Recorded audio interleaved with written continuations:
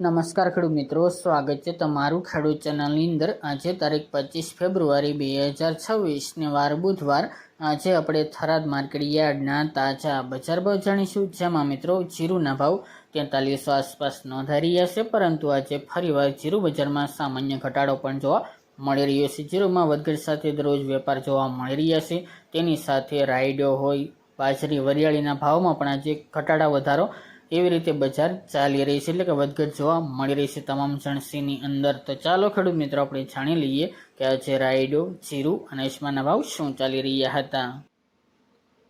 ખેડૂત મિત્રો, આજે આપણે થરાદ માર્કેટ યાર્ડના બજાર ભાવ જાણીએ તો જીરુ 3100 થી 4212 રૂપિયા, રાયડો 1000 થી 1269 રૂપિયા, એરંડા 1240 થી 1313 રૂપિયા, રાજગરો 1570 થી 1671 રૂપિયા, ઈસબગુલ 1900 થી 2698 રૂપિયા, વરિયાળી 1250 થી 1500 રૂપિયા અને બાજરી 400 થી 572 રૂપિયા। તો ખેડૂત મિત્રો, આ તાજના થરાદ માર્કેટ યાર્ડના તાજા બજાર ભાવ।